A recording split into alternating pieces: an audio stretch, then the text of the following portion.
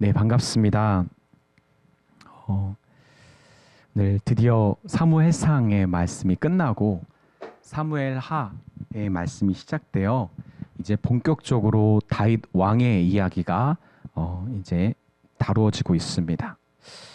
제가 본문의 배경을 여러분과 미리 나누긴 했는데 분명히 이 사무엘하부터 보여주는 첫 장면들은 사울의 집과 달리 다윗의 집을 매우 강성하게 하시는 그런 하나님의 인도하심입니다. 다윗은 분명 절대절명의 위기에 빠졌지만 하나님만을 신뢰함으로 아말렉을 쫓아 그들을 쳐서 모든 잃었던 것을 되찾는 은혜를 경험합니다. 하나님의 구원을 그는 경험한 것이죠. 하지만 반대로 우리 사무엘상 마지막에 보면 블레셋을 치라고 했던 하나님의 명령을 계속 미뤘던 사울은 오히려 블레셋 연합군에게 공격을 받아 그들과 전쟁을 하다가 죽고 그리고 패하고 죽는 그런 일들을 당합니다.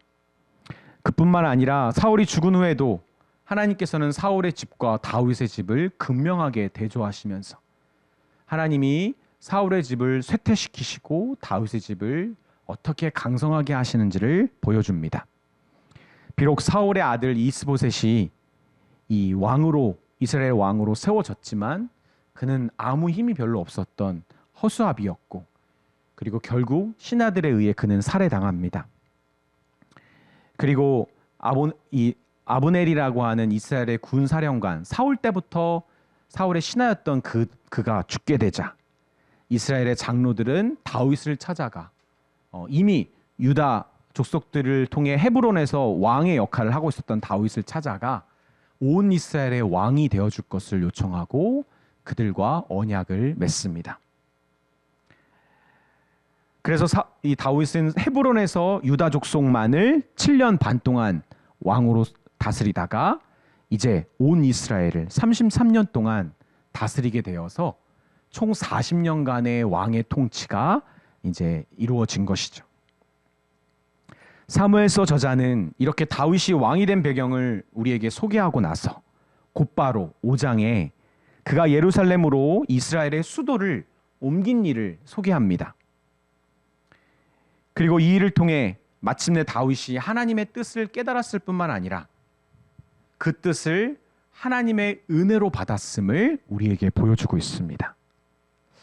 우리 주 안에 사랑하는 여러분, 지금 여러분의 그런 믿음의 삶 가운데 일어난 일들, 그런 일들을 경험하면서 여러분은 무엇을 지금 깨닫고 있습니까? 혹시 하나님의 뜻을 분명히 발견하셨습니까? 지금 하나님이 나를 이렇게 인도해 가시는구나. 혹시 만약에 깨달았다면 그 뜻이 나만이 아닌 것을 혹시 알게 되었습니까? 분명히 나에게 허락하신 일들이지만 하나님의 나를 향한 뜻이 나를 위한 것이 아님을 여러분 알게 되었냐 이 말입니다. 그리고 더 중요한 거, 그럼에도 불구하고 그것이 여러분 하나님의 은혜로 여겨졌습니까? 이 시간 여러분과 제가 보고자 하는 것은 바로 이 포인트입니다. 사울과 다윗 모두 자신의 왕권을 향한 하나님의 뜻을 발견했습니다. 하지만 그 뜻을 발견한 두 사람의 태도는 극명하게 달랐어요. 저는 오늘 말씀을 통해 하나님 마음에 합한 그런 통치를 했던 이 다윗 왕의 이 초기 이 왕권의 모습 그리고 그 특징을 깨닫고 그의 믿음을 우리도 본받을 수 있는 그런 은혜가 있었으면 좋겠습니다. 아멘. 먼저 다윗은 하나님의 뜻을 분명하게 발견하게 됩니다. 지난 13년간 긴 도망자 생활을 했던 다윗에게 엄청나게 많은 일들이 일어났었잖아요. 그를 이스라엘의 왕으로 기름 부으셨지만 하나님의 그 뜻을 그는 신뢰하지 못하고 자기가 직접 헛된 것이라고 말했던 블레셋의 칼을 취해서 블레셋으로의 망명길을 택합니다. 그러나 그는 결국 그것 때문에 큰 수치를 겪게 됩니다. 하나님을 경외하는 사람이라면 아마 다윗에게 엄지척했을 만한 그런 선을 지키는 일들도 했습니다. 사울 왕을 2번이나 살려주었죠. 그리고 하나님께 사울 왕의 이 생명을 맡겼는데 그것이 다윗에게 선으로 돌아왔나요? 아니요. 오히려 그것 때문에 그는 사울에게 또 다른 위협을 당하고 그리고 그것 때문에 자기 신하들에게 신뢰를 잃어버립니다. 그 일들은 결코 다윗에게 힘을 실어주지 못했고 오히려 2번째 블레셋 망명길에서 자기를 따르는 신하들에 의해 죽임을 당할 뻔한 것이 다윗이 겪은 일들입니다. 그리고 그 위기에서 다윗은 정말 아무것도 보이지 않았는데 정말 미친 사람처럼 하나님만 의지했는데 그것이 하나님의 놀라운 역사가 되어 아말렉을 무찌르게 되잖아요. 근데 우리가 그냥 그 일들을 쭉 지나와 버렸지만 그 아말렉을 쫓아갈 때 뭔가 다윗이 변했다라는 것을 알 수 있는 힌트들이 좀 있었습니다. 그를 따르는 사람들이 400명을 넘어 이제 600명이나 됐는데 군사들만. 근데 물론 오합지졸입니다.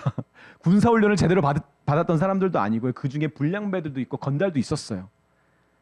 그런데 600명이나 되는 사람들 중에 무려 200명이나 자기 식구들이 지금 포로로 끌려갔는데도 불구하고 더 이상 못 가겠다고 합니다. 근데 다윗이 어떻게 하죠? 전쟁의 승패가 사람에게 달려있지 않음을 다윗은 분명하게 고백하면서 200명을 남겨두고 400명으로 쫓아가고요. 그 400명으로 쫓아가 아말렉을 무찌르고 가족들을 되찾자 400명이 이상한 소리를 합니다. 200명 그 우리랑 안 따라와서 목숨 걸고 싸우지 않았던 그 200명 가족들 것까지 우리가 챙겨줄 필요 있습니까? 그래서 다윗이 어떻게 합니까? 그들을 꾸짖고 이렇게 말합니다. 사무엘상 30장 23절에 다윗이 이르되 나의 형제들아 여호와께서 우리를 보호하시고 우리를 치러 온 그 군대를 우리 손에 넘기셨은즉 여호와께서 그가 우리에게 주신 것을 너희가 이같이 못하리라. 안 된다. 하나님이 허락하셨습니다. 우리가 이긴 거 아니야. 비록 그들이 우리를 버리고 전쟁을 포기했지만 그들 또한 이 은혜를 받을 자격이 있다. 이렇게 하나님의 손길을 경험했던 다윗은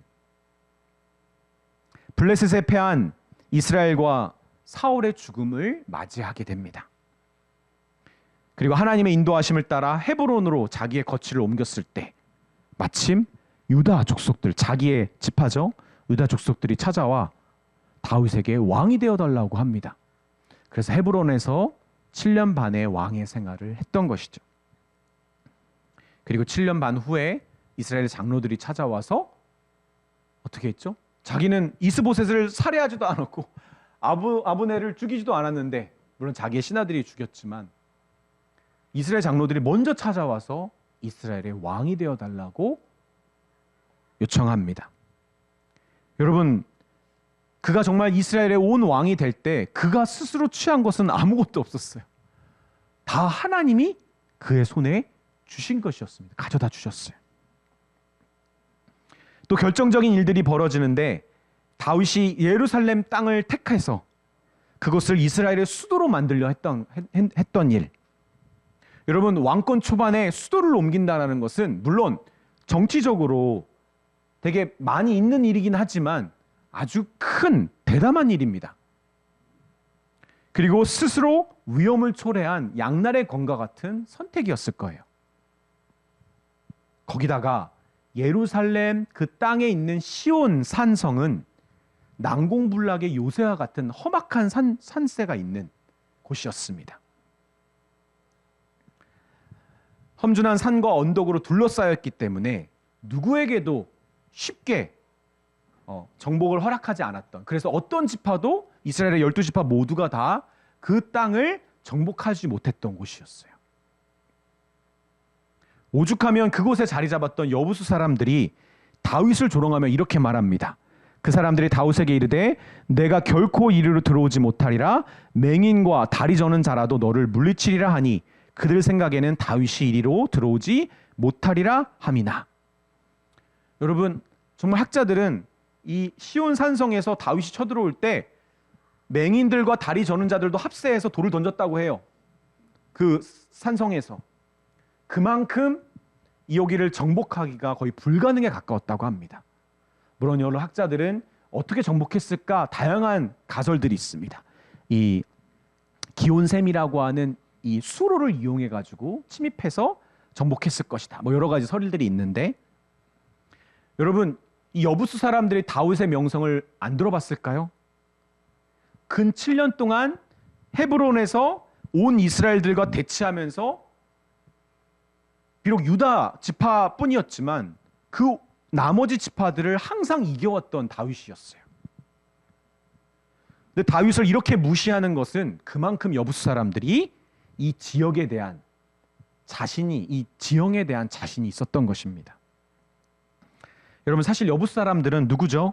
하나님이 반드시 멸절시키라고 하셨던 가나안 7족속 중에 하나인데, 여호수아와 이스라엘 백성이 그 성읍은, 여부수 사람들의 성읍은 정복하지 못하고 있었습니다. 여러분 그럼에도 불구하고 하나님은 다윗 왕권의 시작을 이런 놀라운 승리로 채워주셨습니다. 마침내 이 이스라엘 백성들이 가나안에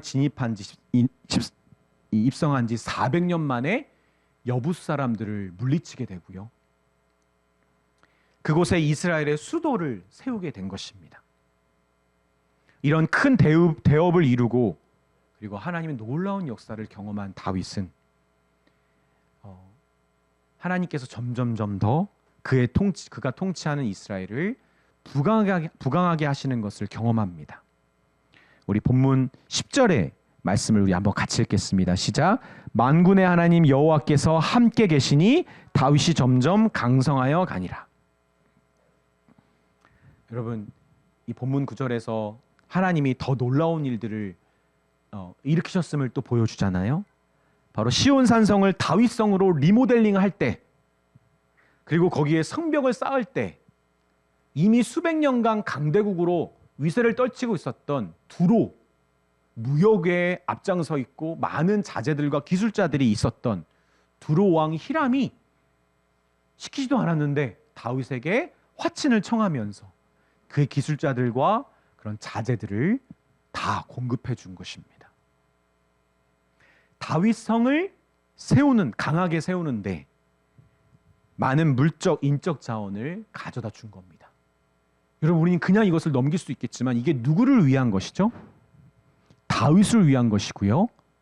다윗 왕권의 강화를 이스라엘 백성들 앞에서 하게 하는 또 다른 기적과 같은 일입니다. 다윗이 얼마나 기세등등해졌겠어요.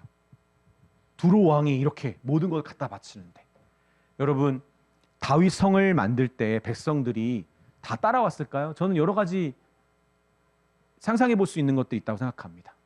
굳이 이렇게까지 해야 되나? 우리 지금 힘든데. 그런데 하나님이 이 일들을 도우시는 것을 경험하면서 다윗이 백성들 앞에서 여러분 자기의 왕권을 내세울 수 있었던 것이죠. 우리 본문 5장 11절 11절에 보면 두로왕 히람이 하고 바로 시작하지만 사실 영어 성경과 원문에 보면 그때라고 분명하게 표시를 해줍니다. 그러니까 하나님이 이스라엘과 다윗을 강성하게 하실 그때에 마침 히람을 보내셔서 하나님이 이 일들을 해주신 것이죠. 그리고 이 일을 통해 다윗은 깨달은 것이 있습니다. 우리 본문 12절에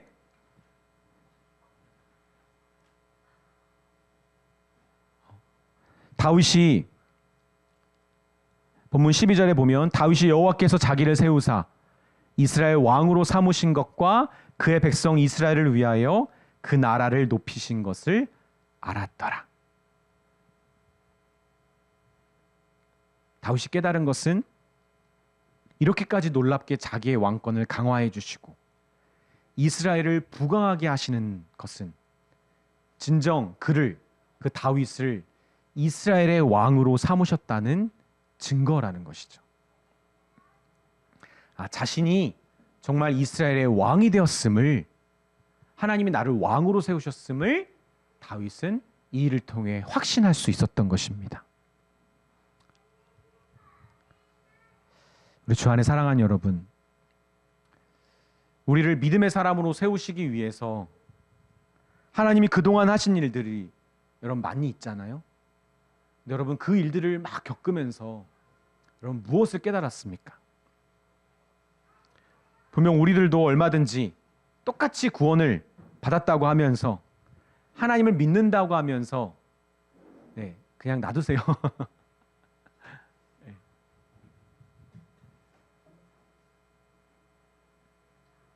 우리도 가나안 성도가 될 수 있었어요. 교회를 소비자로서 취사 선택하면서 최소한의 헌신에 만족하며 이 젊음의 때를 그렇게 보낼 수도 있었습니다.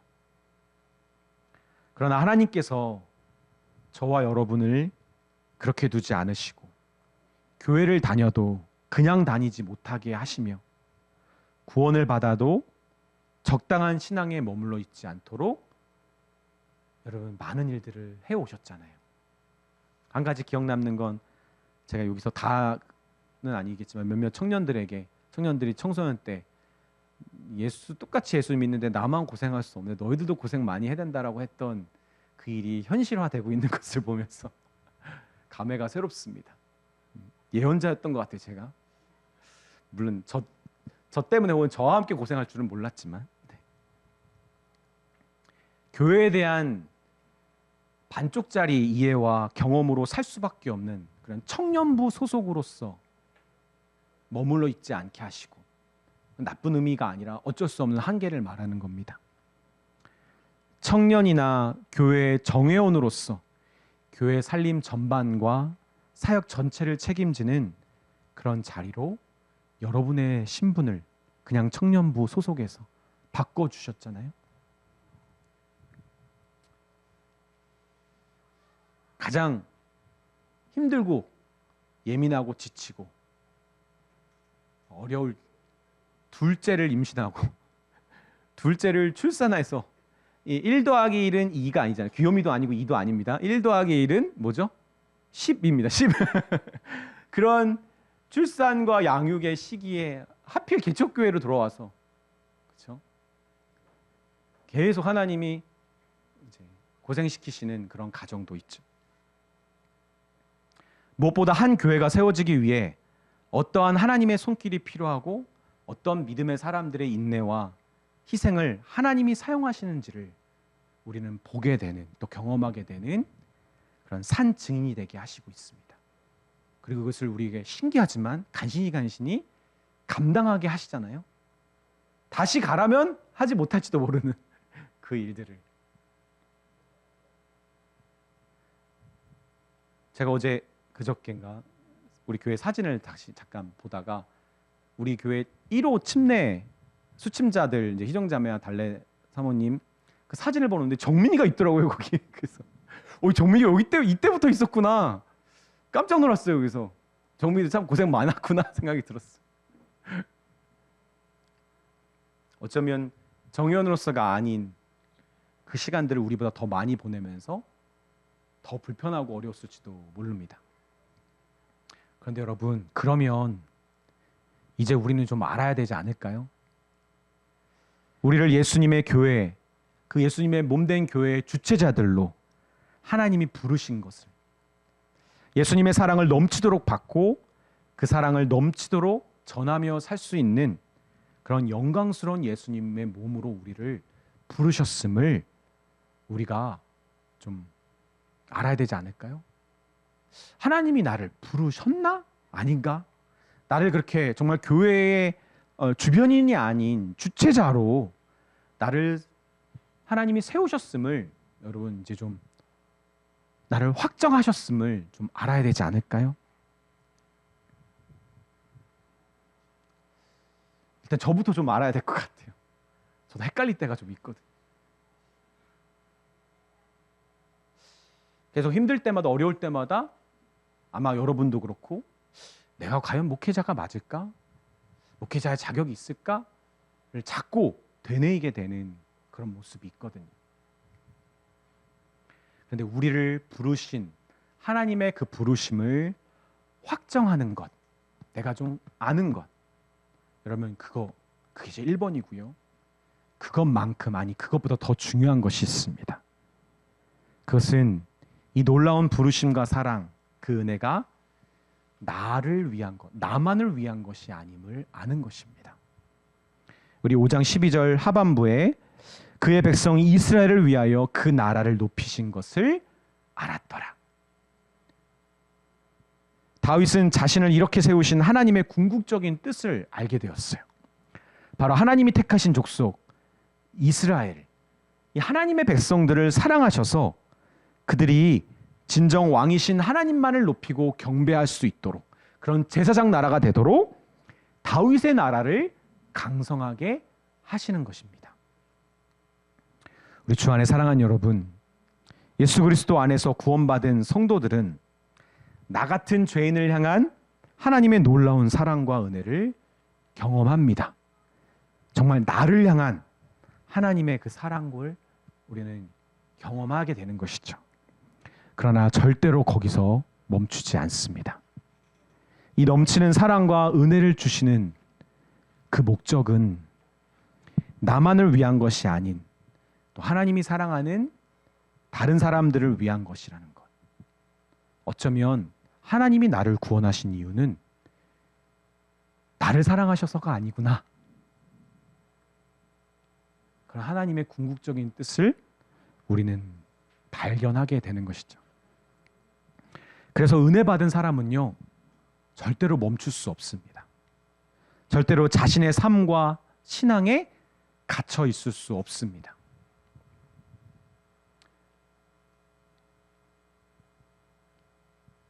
아버지, 당신의 마음이 있는 곳에 나의 마음이 있기를 원해요.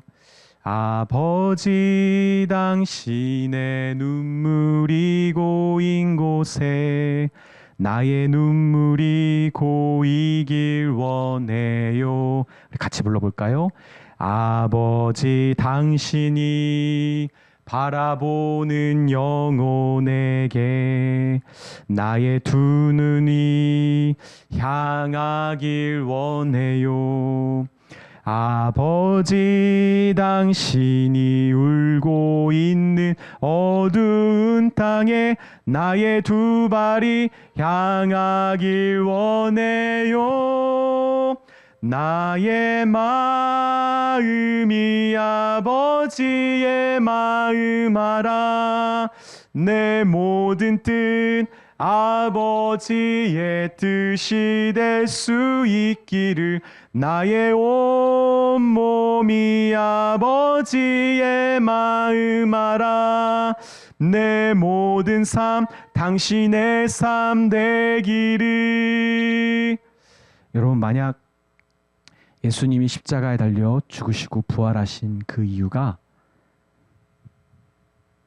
하나님 우편에 앉으셔서 영광과 찬송을 받기 위함만이었다면 예수님의 그 십자가의 사랑은 우리를 살리지 못했을 것입니다. 예수님의 십자가의 희생과 그리고 부활은 우리를 살리기 위함이었습니다. 예수님 자신이 높아지기 위함이 아닌. 여러분, 만약 우리의 믿음의 선배들이, 믿음의 선진들이 하나님께 놀라운 사랑과 은혜를 경험하고 그냥 거기에 갇혀 있었다면 이 땅에 교회는 없었을 것이고요. 우리가 예수님의 기쁜 소식을 들을 일은 없었을 것입니다.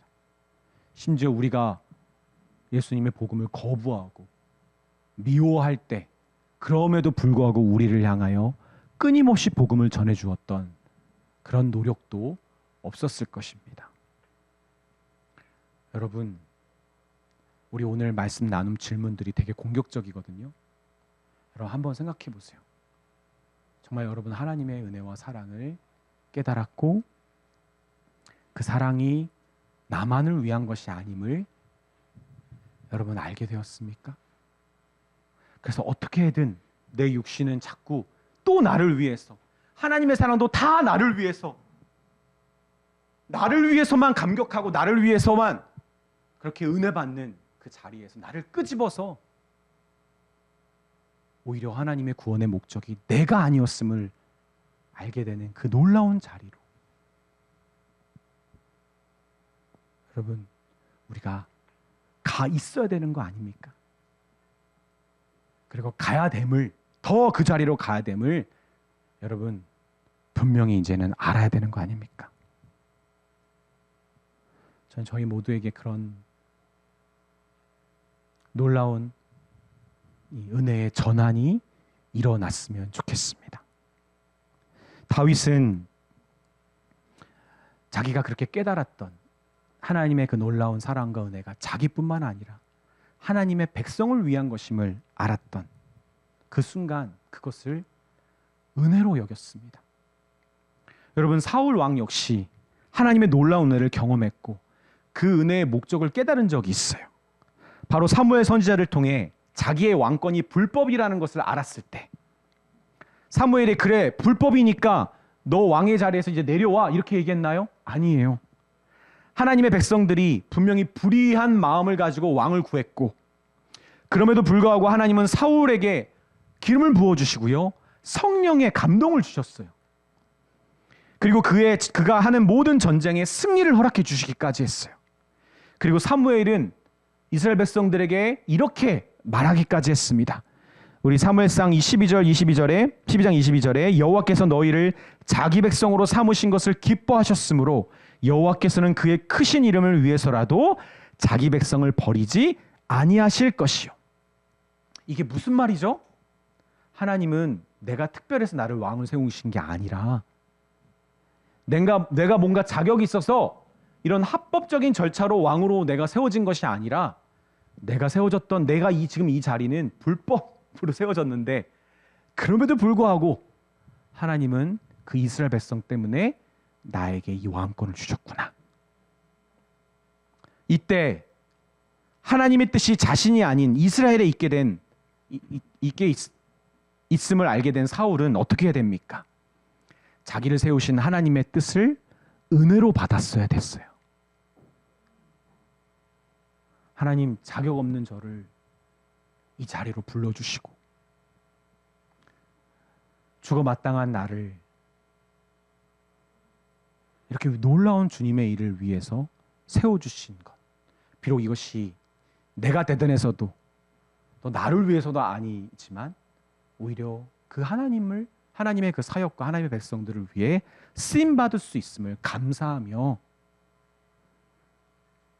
정신 똑바로 차리고 사무엘이 이야기한 이 왕권에서 가장 중요한 하나님의 말씀을 지키는 것에 전심전력했었어야 돼요. 그런데 사울은 자기가 발견한 하나님의 뜻을 발견하자마자 어떻게 됐죠? 시험에 듭니다. 뭐야?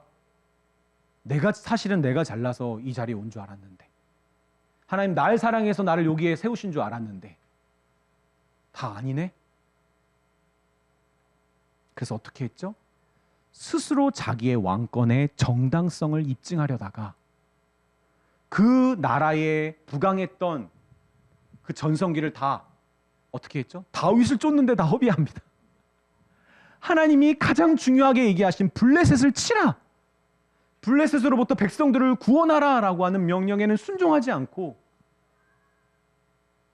다윗을 쫓는데 모든 것을 다 허비해버립니다. 결국 어떻게 되죠? 왕권에서 쫓겨나서 그의 집안이 다 몰락해버립니다. 우리 주 안에 사랑하는 여러분, 기독교 신앙, 복음의 정수, 십자가 대속입니다. 그리고 그 복음으로 사는 찐 신앙인은 그 십자가 사랑을 따르는 뭐죠? 자기 부인과 자기 십자가를 짊어짐입니다. 나의 구원의 주님 예수 그리스도를 따르는, 그리고 예수 그리스도 앞에서 그분을 위해 내가 점점 희미해지는 것, 나를 점점 나의 나됨을 잃어버리는 것은요 결코 괴로운 일이 아닙니다. 오히려 나를 부르신 하나님의 그 진정한 뜻을 이루는 기쁘고 감사한 일입니다.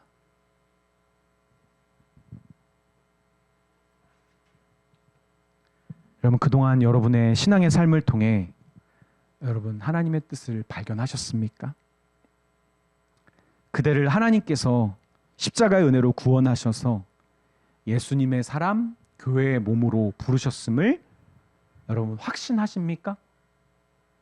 그렇다면 그 깨달은 뜻을 따라 사울과 같이 시험에 들지 마십시오. 계속 갈팡질팡하면서 내가 이렇게까지 섬기다가 나를 잃어버리는 것 같고, 그럼 나는 뭐야? 계속 자기 연민에서 허우적대다가 시험에 들고, 하나님은 이미 너를 세우셨고 너를 확정했다고 말씀해 주셨는데 하나님 앞에서나 자기 스스로나 사람들 앞에 나를 또 입증하려고 헛된 일을 여러분 하지 마십시오. 오히려 다윗처럼 그 부르심에 합당한 믿음의 삶으로 여러분 나아갑시다. 하나님은 당신에게 찐 희생을 여러분 요구하실 겁니다. 더 큰 헌신의 자리가 여러분에게 펼쳐질 것입니다. 그리고 그 마지막에는요, 아무것도 우리에게 남는 것이 없어질 것입니다. 남는 게 없을 거예요. 오직 나는 희미해지고 예수가 선명해지는 삶. 여러분, 그것만 진정 복음에 합당한 삶입니다. 여러분, 되게 부담스러우신가요? 이 말씀이 나를 일깨우고 나에게 새 힘을 허락하는 것이 아닌 더 낙심과 좌절을 주시나요? 죄송하지만 여러분, 하나님의 뜻을 제대로 깨달은 거 아닙니다. 어쩌면 하나님의 뜻을 깨달았음에도 불구하고 그것을 은혜로 받은 것이 아니라 시험에 들고 있는 걸지도 모릅니다. 우리가 잘 아는 에베소서 2장 8절에 10절 말씀, 너희는 그 은혜에 의하여 믿음으로 말미암아 구원을 받았으니 이것은 너희에게서 난 것이 아니라 하나님의 선물이라. 행위에서 난 것이 아니니 이는 누구든지 자랑하지 못하게 함이라.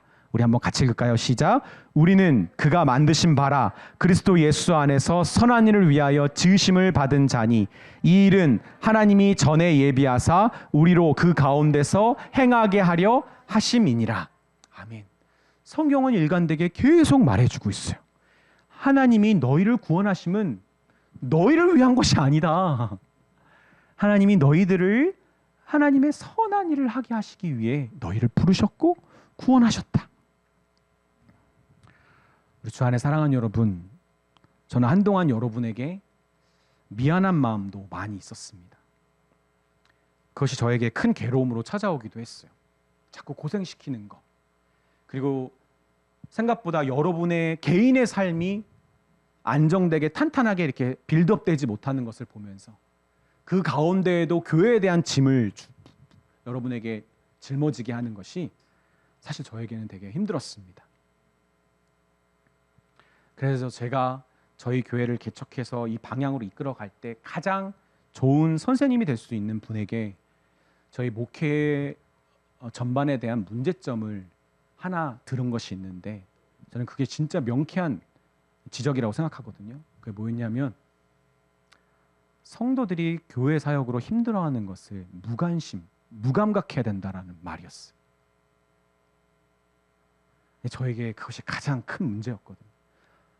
여러분 겉으로 여러분이 느끼기에는 목사님 그런 되게 매정하게 교회 사역에 여러분을 막 이렇게 드라이브를 거는 것 같이 보이지만 사실 저는 아니거든요.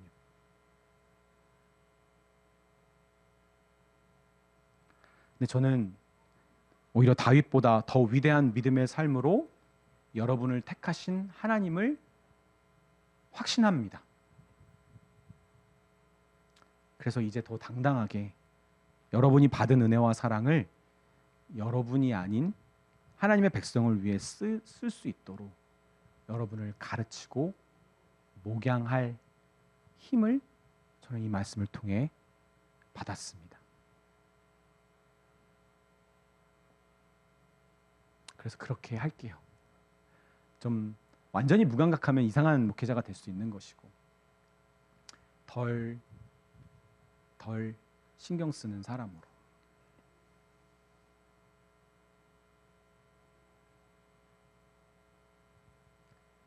자신의 삶과 그리고 이 땅, 이 민족에게 임한 하나님의 은혜를 발견하여 깨달은 그 사람, 그 사람에게 더 이상 자신을 위한 삶은 남아있지 않습니다. 오직 하나님의 나라, 그분의 백성을 위하여 여러분 살아갑시다. 아멘. 우리가 암송했었던 말씀인데 우리 로마서 6장 4절 말씀을 한번 같이 읽어볼까요? 시작. 그러므로 우리가 그의 죽으심과 합하여 침례를 받음으로 그와 함께 장사되었나니 이는 아버지의 영광으로 말미암아 그리스도를 죽은 자 가운데서 살리신과 같이 우리로 또한 새 생명 가운데서 행하게 하려 함이라. 아멘. 우리로 또한 새 생명 가운데서 행하게 하려 함이라. 새 생명 가운데서 행하는 삶 뭐죠?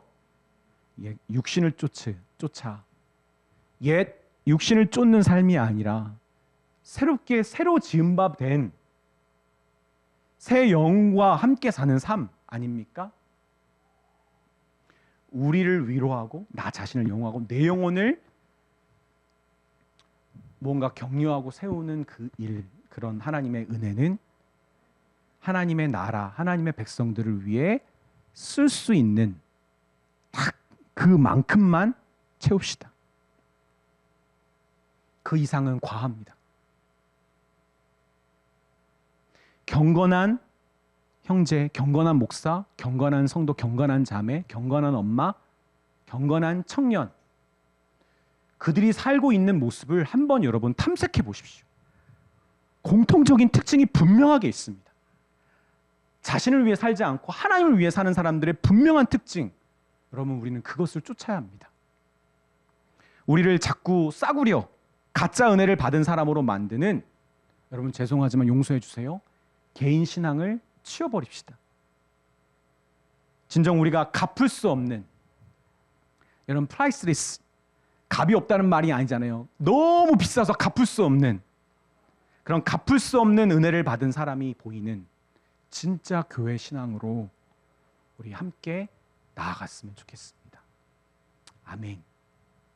우리가 서로에게 이런 기대와 소망을 확신할 때 여러분 우리가 하나님 앞에 더 귀하게 쓰임 받을 줄 믿습니다. 아멘.